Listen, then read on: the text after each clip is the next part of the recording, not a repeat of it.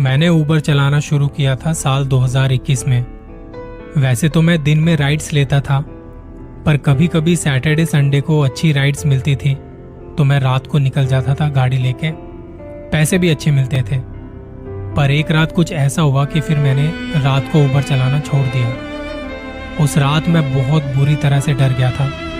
पहली बार मेरे दिमाग ने मुझसे भीख मांगी कि तू चल यहाँ से। मैं फरीदाबाद का रहने वाला हूँ, यहीं की मेरी पैदाइश है। मुझे याद है वो महीने का दूसरा शनिवार था। दिन में थोड़ा रेस्ट करने के बाद मैं निकल पड़ता हूँ राइड के लिए। रात के 10 बजे मेरी गाड़ी खड़ी थी एक मॉल के सामने, और ये मॉल जहाँ बना हुआ है वहाँ दूर दूर तक कोई और बिल्डिंग नहीं थी। मॉल के साथ से ही हाईवे निकल रहा था और बाहर कुछ टैक्सी वाले ऑटो वाले खड़े थे। मैंने भी अपनी गाड़ी एक जगह खड़ी की और सीट को थोड़ा एडजस्ट करके लेट गया। 10-15 मिनट बाद मुझे मेरे मोबाइल की वाइब्रेशन फील हुई। मेरी आंख खुली और मैंने देखा तो एक राइड की नोटिफिकेशन आई हुई थी। मैं उठा और सीट को दोबारा से एडजस्ट करके मोबाइल को स्टैंड में लगा के लोकेशन की तरफ निकल पड़ा। जब मैं लोकेशन की तरफ जा रहा था तो मैंने देखा कि मैं अभी खड़ा तो मॉल के पास था, पर यह राइड मॉल से 2.5 किलोमीटर दूर की थी। पर खैर मैं चलता रहा लोकेशन की तरफ। मॉल की चकाचौंध पीछे रह गई और जिस रास्ते पर मैं जा रहा था वहाँ लाइट्स तक नहीं थी। ऐसा लग रहा था जैसे मैं किसी जंगल से होके जा रहा हूँ। मेरे दोनों तरफ पेड़ और झाड़ियाँ। मुझे इस बात का इतना डर नहीं था, पर मैं हैरान था। मॉल से दूर ये राइड, और वो राइड भी एक लड़की की थी। और ऐसे वीराने में कोई लड़की मुझे क्यों बुला रही होगी, ये बात मैं समझ नहीं पा रहा था। दिमाग में कई तरह के सवाल आ रहे थे। खैर थोड़ी देर में लोकेशन पर पहुंचा। मैंने सोचा कि कॉल किया जाए उस लड़की को, कहीं उसने लोकेशन गलत तो नहीं डाल दी। कई बार लोकेशन इधर उधर हो जाती है और फिर उसमें कस्टमर और राइडर दोनों का टाइम खराब होता है। कई बार तो बहस भी हो जाती है। खैर मैंने उस लड़की को कॉल किया। उसके फ़ोन उठाते ही मैंने कहा, जी मैं ऊबर ड्राइवर लोकेशन पर खड़ा हूँ। वो लड़की कहती, मैं आपको देख सकती हूँ, आप थोड़ा आगे आ जाएं। मैं थोड़ा और आगे जाने लगा तो मुझे अजीब सा लगने लगा कि एक लड़की रात के वक्त ऐसे वीराने में क्या कर रही होगी। मुझे तो आसपास पेड़ों और झाड़ियों के सिवा कुछ नजर भी नहीं आया। बस कुछ कुत्तों के भौंकने की आवाज आ रही थी। मैं आगे जाता रहा और फिर गाड़ी की हेडलाइट में दूर एक लड़की ट्रॉली बैग लेके खड़ी दिखाई दी। जहां वो खड़ी थी वहां से एक रास्ता कट रहा था जो पीछे रिहायशी इलाके की तरफ जा रहा था। मुझे लगा शायद वहीं से आई होगी। वो खड़ी मेरा ही इंतजार कर रही थी। मैं उसके करीब जाके गाड़ी रोकता हूँ और वो लड़की बिना कुछ कहे चुपचाप गाड़ी में आके बैठ जाती है। मैं गाड़ी से उतरकर उसकी ट्रॉली बैग को गाड़ी के डिक्की में रखता हूँ, वापस आके गाड़ी में बैठता हूँ और गाड़ी की लोकेशन की तरफ चलना शुरू कर देता हूँ। मैं देख रहा था इस रास्ते पर अभी कोई और गाड़ी मुझे नजर नहीं आई। वो राइड ऑनलाइन पेड थी और जितनी देर अभी मुझे हुई थी हमारी कोई बातचीत नहीं हुई। वो एकदम खामोश बैठी हुई थी। बीच में मेरी नज़र सामने मिरर में जाती है।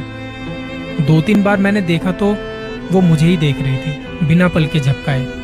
मैंने सोचा उससे पूछूं कि आप इतनी रात को ऐसे वीराने में क्या कर रही हैं, कहाँ जा रही हैं, मगर उसकी बॉडी लैंग्वेज ऐसी थी कि मैं नहीं कर पाया उससे कोई भी बात। मैं जब भी उसकी आंखों को देखता तो वो मुझे ही घूर रही होती।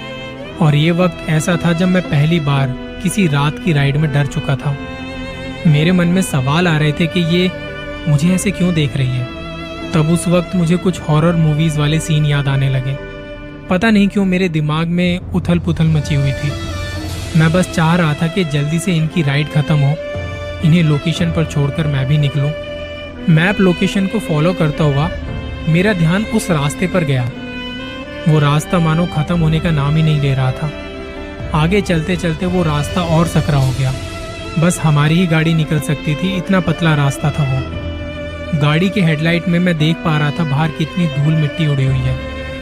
मेरे मन में अब ये आने लगा कि इसकी लोकेशन तो अभी थोड़ी दूर और की है, पर इसे छोड़ के मुझे वापस भी इसी रास्ते से आना है, वो भी अकेले। मैं कैसे आ पाऊंगा। खैर इन सब सवालों के बीच मैं लोकेशन के ड्रॉप पॉइंट पर पहुंचा। एक बड़ा सा गेट था और उसके अंदर जाके एक पुराना सा घर। उस घर के बाहर एक छोटा सा बल्ब जला हुआ था। वो बड़ा सा गेट खुला हुआ था। मैंने अपनी गाड़ी अंदर निकाल ली। घर के सामने थोड़ी दूरी पर मैंने गाड़ी रोकी। मैं गाड़ी से उतरा और उस लड़की का ट्रॉली बैग निकाला। फिर वो लड़की जहां बैठी थी उस साइड का दरवाजा खोला। वो लड़की चुपचाप गाड़ी से बाहर निकली और वो मुझे देखते हुए अपनी ट्रॉली बैग के साथ घर की तरफ जाने लगी। मैं इतना घबरा चुका था कि उसके जाते ही मैंने अपनी गाड़ी जल्दी से घुमाई और वापसी के लिए निकल पड़ा। जब मैं जा रहा था तो पीछे गाड़ी में कुछ आवाज सी आने लगी, जैसे कोई सामान हिल रहा है। पिछली सीट पर देखा तो उस लड़की का हैंडबैग पड़ा हुआ था, जिसे शायद वो गाड़ी में ही भूल गई थी। मैंने गाड़ी रोड के साइड में रोकी और सोच में पड़ गया कि ये बैग वापस करना चाहिए कि नहीं करना चाहिए। एक तो मैं पहले ही डर चुका था और फिर मन में ये सवाल आने लगे कि कहीं किसी मुसीबत में न फंस जाऊं। दोनों तरह से, इस बैग को अपने पास रखे रहने की वजह से भी और वहां दे के आने में जो खतरा है वो अलग। तब मैंने सोचा कि उस लड़की ने मुझे कोई नुकसान तो नहीं पहुंचाया। अभी हम इतने घने जंगल वाले रास्ते से आए थे, होने को कुछ भी हो सकता था। फिर मैंने एक लंबी सी सांस भरी, वापस से गाड़ी को घुमाया और उस घर के पास आके गाड़ी रोक दी। मैं गाड़ी से बाहर निकला, वो हैंडबैग निकाला और घर के दरवाजे पे जाके नॉक किया। 2-3 बार दरवाजा नॉक करने पर कोई जवाब नहीं आता और मुझे उम्मीद थी कि अभी जो लड़की घर के अंदर गई थी उसका कोई रिस्पॉन्स आएगा, लेकिन काफी देर बाद भी नॉक करने पर कोई नहीं आया। तब मैं हल्का सा जोर देता हूँ दरवाजे पर तो वो दरवाजा खुल जाता है। मैं यहाँ से आवाज देता हूँ, कोई है? देखिए, आपका हैंडबैग मेरे पास रह गया था, आके देख लीजिए, सामान तो सारा है ना इसमें। पर किसी का कोई रिस्पॉन्स नहीं आता। मैं घर के अंदर जाता हूँ और मेरी नजर पड़ती है घर में पड़े सामान पे। टूटे हुए से कुर्सी टेबल, एक पुराना सा टीवी जिसके साथ में एक पुराने जमाने का रेडियो भी रखा है और एक छोटा सा बल्ब जिसकी रोशनी में मैं ये सब देख पा रहा था। वहां का माहौल बड़ा क्रीपी सा था। अब मुझे लगता है कि यार, बैग तो मैंने रख दिया है और यहाँ से निकलना चाहिए। घर में कोई आएगा तो देख लेगा। मैं वापस से बाहर आता हूँ। कुछ कुत्तों के भौंकने की आवाज आ रही थी। अपनी गाड़ी की तरफ जा रहा था तो मुझे बच्चों के खेलने की आवाज भी आती है। मैं आसपास देखता हूँ कि शायद कोई नजर आ जाए, पर वो आवाजें कहाँ से आ रही थी ये कहना मुश्किल था। मैं जल्दी से आके गाड़ी में बैठता हूँ और मेरे दिमाग में पता नहीं कहाँ से और क्यों आता है कि एक बार इस घर की फोटो खींची जाए। अपने साथ वाले राइडर्स को दिखाऊंगा कि देखो, जंगल के बीच में एक सुनसान सा घर है जहां मैंने एक औरत को ड्रॉप किया था। जब मैं फोटो खींचता हूं तो गाड़ी पे आके एक बॉल गिरती है।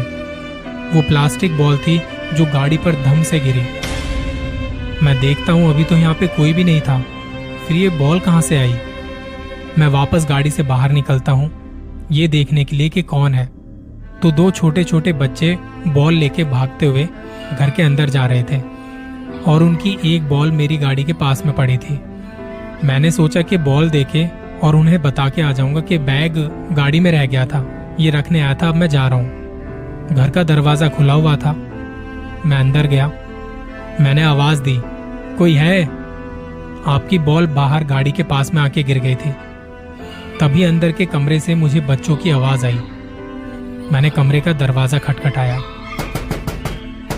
और आवाज दी, पर कोई रिस्पॉन्स नहीं आया। मैं कमरे में जाने लगा तो वहां क्या देखता हूं, सामने टेबल पर कैरम बोर्ड रखा हुआ है और कोई खेल रहा है। उसके साथ वहां हवा में एक गुड़िया के कपड़े, जैसे कोई सिलाई से उन्हें बना रहा है, पर वहां कोई था नहीं। ये देखते ही वापस बाहर जाने के लिए जैसे ही पलटता हूं तो दरवाजे के पीछे टंगे शीशे में क्या देखता हूं, मेरे पीछे 2 बच्चे कैरम खेल रहे हैं और वही औरत जिसे मैंने घर पर छोड़ा था अभी, वो सिलाई से गुड़िया के कपड़े बना रही है और इन तीनों की नजर मुझ पे। मैंने वो बॉल वहीं छोड़ी और घर में पड़े सामान से टकराता हुआ बाहर आया।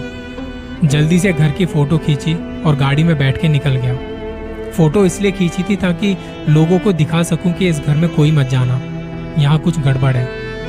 मैं तेजी से गाड़ी को भगाता हुआ निकल रहा हूँ। मेरे दिमाग में वही सब आए जा रहा है जो अभी मैंने देखा था।